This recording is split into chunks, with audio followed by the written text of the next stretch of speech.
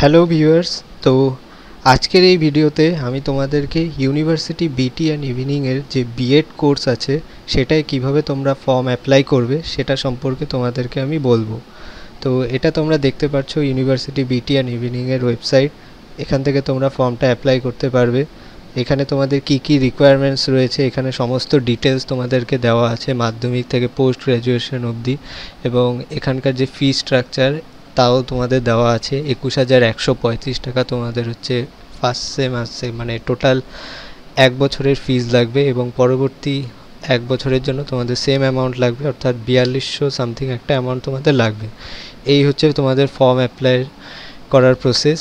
এখানে তোমাদের ক্যান্ডিডেট অর্থাৎ যে অ্যাপ্লাই করছো তার নাম লিখতে হবে, তার জেন্ডার দিতে হবে, তার কোনো কাস্ট সার্টিফিকেট যদি থেকে থাকে বা কোনো কোটা যদি থাকে তাহলে সেটা এখানে মেনশন করবে। তারপর ফিজিক্যালি চ্যালেঞ্জড কিনা সেটা মেনশন করবে, ন্যাশনালিটি দেবে, ডেট অফ বার্থ দেবে তোমাদের। এখানে যেরকম 7/1/1999 আমি দিচ্ছি, এরকম তোমরা নিজেদের ডেট অফ বার্থ দেবে। মোট কথা এখানে ডেট অফ বার্থ হচ্ছে এজ অ্যাজ অন 31/8/2024 আগে হতে হবে, ঠিক আছে। তারপর ফাদার্স নেম দিতে হবে, তারপর মাদার্স নেম দেবে তোমরা। তারপর গার্জিয়ান থাকলে পরে কারোর গার্জিয়ানের নাম এখানে মেনশন করবে। এটা ম্যান্ডেটরি না গার্জিয়ানের নামটা দেওয়া, তাও তোমরা চাইলে এখানে বাবার নামটাও দিতে পারো। এখানে রিলেশনশিপে ফাদার দিয়ে দেবে। তারপর কেউ বিপিএল থাকলে বিপিএল মেনশন করবে সবাই।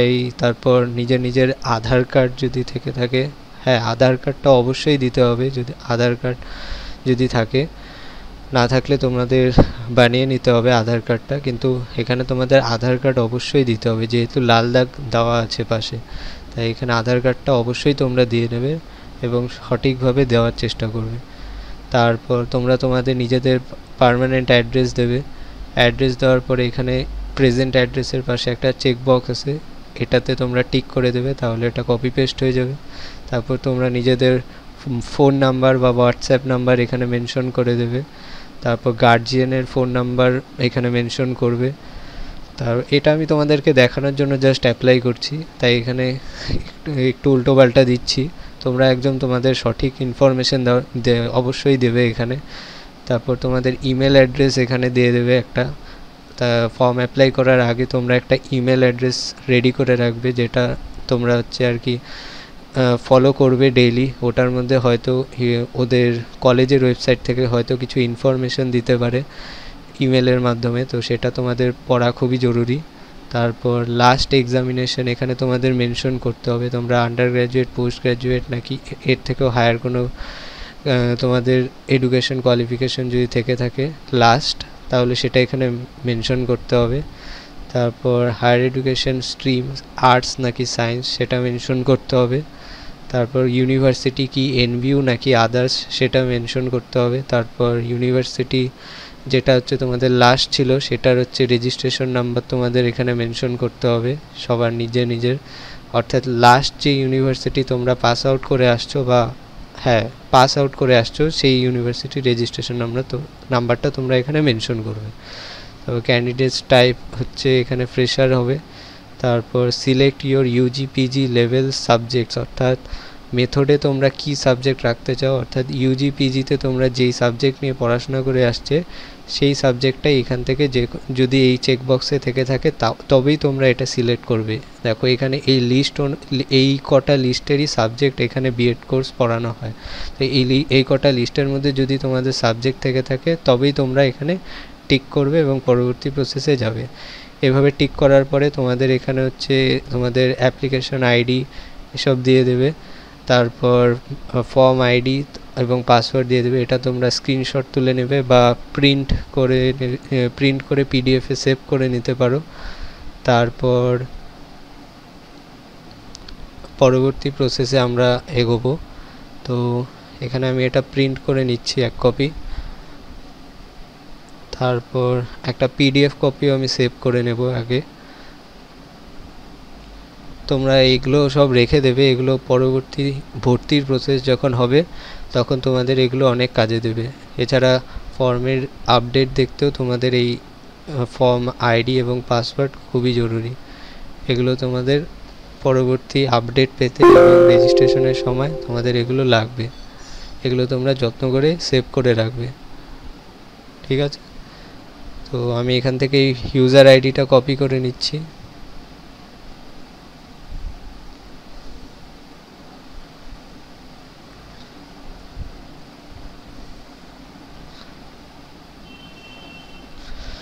তো এখান থেকে ইউজার আইডি কপি করার পরে তোমরা তোমাদের ফর্ম আইডি এবং পাসওয়ার্ড দিয়ে এভাবে লগ ইন করে নেবে। লগ ইন করার পরে তোমাদের এরকম একটা পেজ আসবে। পেজের মধ্যে তোমরা বেসিক ইনফরমেশন তোমরা তো আগেই ফিল আপ করে নিয়েছো, নাম, ফর্ম নাম্বার, তারপর general, caste, fresher, arts, age সব দেওয়া আছে তোমাদের। এখন হচ্ছে তোমাদের এডুকেশনাল কোয়ালিফিকেশন এখানে মেনশন করতে হবে। মাধ্যমিক তোমরা কবে পাস করেছিলে সেটা লিখবে। কোন বোর্ড অথবা ইউনিভার্সিটি থেকে মাধ্যমিক পাস করেছো সেটা এখানে মেনশন করতে হবে। তো এখানে সেই বোর্ড অথবা ইউনিভার্সিটির নামটা তোমরা এখানে লিখে দেবে। আর চেষ্টা করবে সব কিছু ক্যাপিটাল লেটারে লেখার, কারণ ফর্ম অ্যাপ্লাইয়ের সময় সব কিছু আমরা সাধারণত ক্যাপিটালেই লিখি। এখানে যদিও কোথাও মেনশন নেই, তাও তোমরা ক্যাপিটালেই লিখে দিবে সব কিছু যা লিখবে। তো এভাবে তোমরা তোমাদের সঠিক ইনফরমেশনগুলো এখানে দিয়ে দেবে।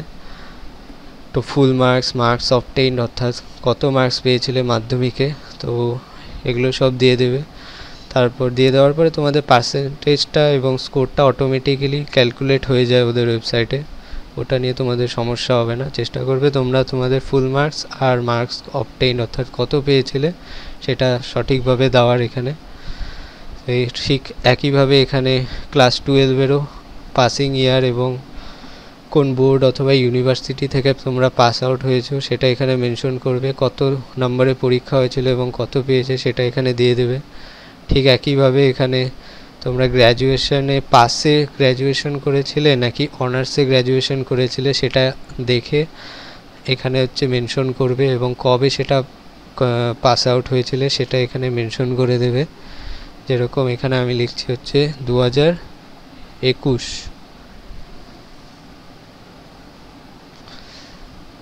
ইউনিভার্সিটি তোমরা যে যার নিজের গ্র্যাজুয়েশনের ইউনিভার্সিটি এখানে দেবে গ্র্যাজুয়েশনের সেকশনে। হোম ইউনিভার্সিটি, এই বিএড কলেজটা হচ্ছে ইউনিভার্সিটি অফ নর্থ বেঙ্গলের আন্ডারে, সুতরাং এটা হচ্ছে হোম ইউনিভার্সিটি। এই ইউনিভার্সিটি অফ নর্থ বেঙ্গলের যারা স্টুডেন্ট তাদেরকেই হচ্ছে এখানে ফার্স্ট প্রায়োরিটি দেওয়া হয় আর কি। মেরিট লিস্টে প্রথমে তাদের নাম হয় এবং বাকি আদার্স যারা ইউনিভার্সিটি হয় তাদের বোধহয় এখানে সিট ক্যাপাসিটি বোধহয় 5 জন। তাদের মধ্যে এখানে আবার কোটা সিস্টেম থাকে, যেরকম কাস্ট, ওবিসি, এসসি, এসটি এরকম ভাগ করা থাকে ওই 5 জনের মধ্যেও। মানে বুঝতে পারছো তো, মানে তোমাদের হচ্ছে মোট 50টা সিট, 45 জন তো তোমাদের হোম ইউনিভার্সিটি নিবে ওই ওবিসি, এসসি, এসটি জেনারেল করে। তার মধ্যে আরও 5টা হচ্ছে আদার্স ইউনিভার্সিটি। মানে বলতে চাচ্ছি যে বুঝতে পারছো যে 50টা তো সিট থাকে, 45টা হচ্ছে তোমার হোম ইউনিভার্সিটি অর্থাৎ ইউনিভার্সিটি অফ নর্থ বেঙ্গলের থেকে তোমাদের ক্যান্ডিডেট সিলেক্ট করা হয় 45 জনকে। তার মধ্যেও তোমাদের ওবিসি, এসসি, এসটি, জেনারেল সব ভাগ করা থাকে, এবং বাকি 5টা যে সিট থাকে আদার্স ইউনিভার্সিটির ওখানেও তোমাদের জেনারেল, ওবিসি, এসসি, এসটি এরকম ভাগ করা থাকে।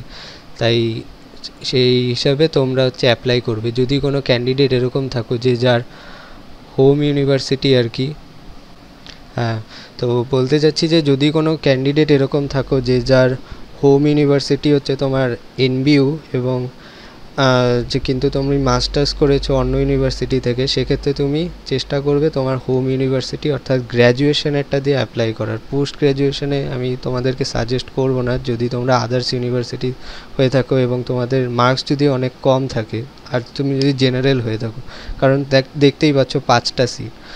আর এখানে হচ্ছে এইভাবে তোমরা হচ্ছে তোমাদের ছবি সব, সিগনেচার, গ্র্যাজুয়েশন সার্টিফিকেট সব আপলোড করে দেবে। সব 50 থেকে 200 কেবির মধ্যে আপলোড করার চেষ্টা করবে। তো এইভাবে আপলোড করে দেওয়ার পরে হচ্ছে তোমাদের ফর্ম পেজটাও তোমরা পেয়ে যাবে। তোমরা হচ্ছে এটা প্রিন্ট করে নেবে। প্রিন্ট করার আগে এখানে হচ্ছে তোমরা হচ্ছে সব কিছু চেক করে নেবে যে তোমাদের সব নাম ঠাম ঠিক আছে কিনা এবং সমস্ত ডিটেলস যেগুলো তোমরা হচ্ছে ফিল আপ করেছো কিনা এগুলো সব একবার দেখে নেবে, কারণ একবার কনফার্ম করে দিলে পরে এগুলো আর চেঞ্জ করতে পারবে না। আর একের বেশি যদি ওরা চেক করবে যে একের বেশি যদি একই রকম ক্যান্ডিডেটের ফর্ম যদি অ্যাপ্লাই হয়ে থাকে তখন কিন্তু একটা রিজেক্ট হওয়ারও সম্ভাবনা থাকে। তাই তোমরা সব কিছু চেক করে নেবে, তারপরে কনফার্ম অ্যাপ্লিকেশন করবে। তারপর কনফার্ম অ্যাপ্লিকেশন করার পরে এরকম তোমাদের প্রিন্ট আউট পেয়ে যাবে। এটা পিডিএফ আকারে তোমরা সেভ করে নেবে এবং এক কপি প্রিন্টও করে নেবে। এইগুলো তোমাদের পরবর্তীতে যখন মেরিট লিস্ট বার হবে এবং কাউন্সিলিংয়ের সময় এগুলো তোমাদের দরকার পড়বে, তাই এগুলো যত্ন করে তোমরা রেখে দেবে। আজকের ভিডিওতে এইটুকুই। এর পরবর্তীতে ভিডিওতে অন্য আপডেট নিয়ে আসবো। তো বাই বাই গাইস।